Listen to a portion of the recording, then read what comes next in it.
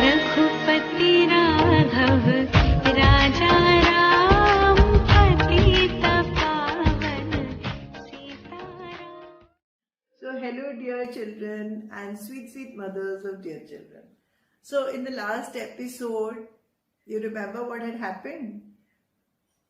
Ravan was about to kill Sita, but Indrajit, his son, stopped him and he said, now I will go and fight with Ram, Lakshman and the monkey army, because the monkey army had managed to kill Prayast and his brother Kumbhakarna. So Indrajit also was, very blessed with all sorts of powers, and Lord Brahma had given him a very special power with which he could become invisible. So he could fight, just become invisible and fight. And because of that, it was very difficult for the other people to really fight him. So because of these powers, he was very confident that, this monkey army and these two boys who have come, I will be able to kill them. So just don't worry. So he went to the field and he started fighting with them. And because he turned invisible, he managed to hurt Ram and Lakshman, and they fell down.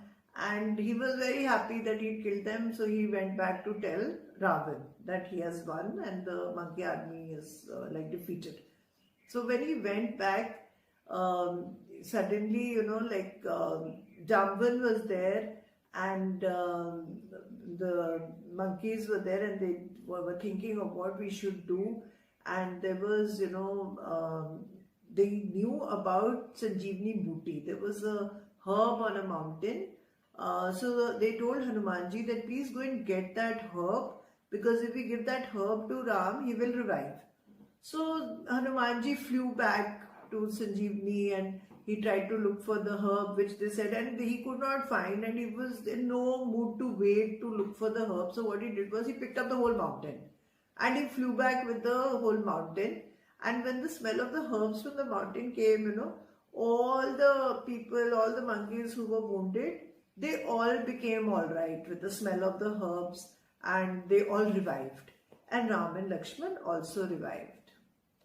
So once the monkeys all revived, they naturally got up and started fighting again with Indrajit's army, and they killed them all.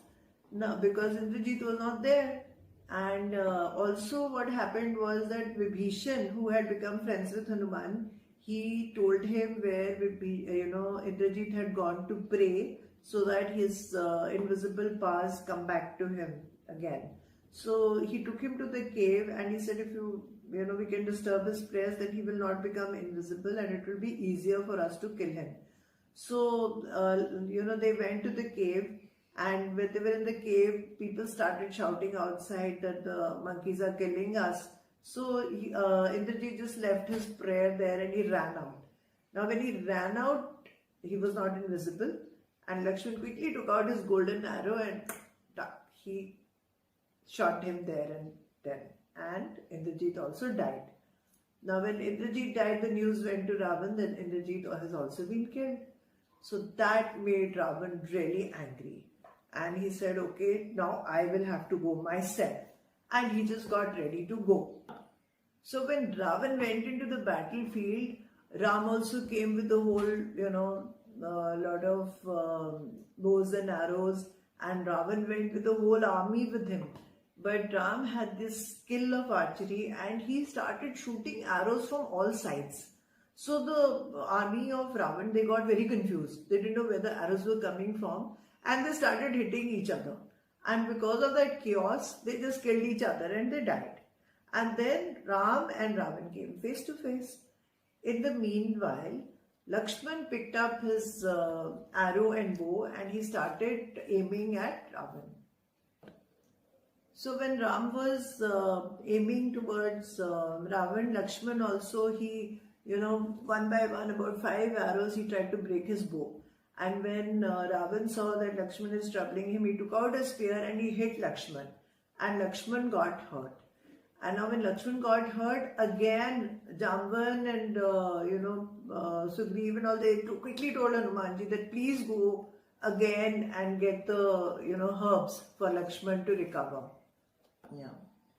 So Hanumanji brought the mountain back again, and Lakshman recovered. In the meanwhile, the fight was going on between Ram and Ravan, and Lord Indra sent him a golden chariot. He sent it for Ram, and then Ram sat on the chariot and he started aiming arrows at Ravan's heads. Ravan had 10 heads, so one by one he was, dropping off a head. But Ravan had immense internal powers, God-gifted powers. The head would just come back. So he just won't die because he was blessed with the, he was given this vow that nobody will be able to kill him easily, only if somebody would hurt him in the navel. So then Ram suddenly remembered that Ravan was probably blessed because so that nobody could kill him. And because he had done Shivji's tapasya and he was given this, he had taken this vow from Shivji that nobody will be able to kill him easily. Only if somebody would hit an arrow in his stomach, then he will die. So then Ram took out an arrow and he aimed in his stomach, and when the arrow hit his stomach area, then he just died right there on the spot. And Ravan was finally defeated. And Ram won the battle, and after that there was a lot of relief on the faces of Ram's army that they finally managed to kill Ravan. So then Ram went and he brought Sita back, and he made Vibhishan the king of Lanka, and Sita prayed to the fire goddess, and she even walked over burning coals to prove her devotion to Ram. And the fire goddess blessed her and asked Ram to take her back to Ayodhya as his queen. So after that, Ram, Lakshman and Sita, they went back to Ayodhya, and the whole city of Ayodhya was very jubilant because 14 years had been over and Ram finally was coming back to the kingdom. Bharat was very excited. He was waiting for them, and all over Ayodhya people had lit lamps and lighted up, and there were fireworks, and people were really celebrating the fact that finally good had won over evil. Ram had managed to kill the king of demons, Ravan of Lanka. The purpose of his life, why he was born as Vishnu, an incarnate of Lord Vishnu, as a human being, was, achieved. And so there was a lot of jubilation. Until today, in our country, in India, every year on that same day when Ram and Sita had come back to Ayodhya, all of us in India, we celebrate Diwali and we light lamps and we pray. And Sita is also like an incarnation of Lakshmi, of goddess Lakshmi. So we welcome Lakshmi back into our homes, into our cities. So with that, intent and with that love, we all celebrate this day, even till date. Although this story is more than 5,000, maybe even, we don't even know how much more, but definitely more than 5,000 years old. And there is a lot of debate whether it is only mythology or whether it's a true story.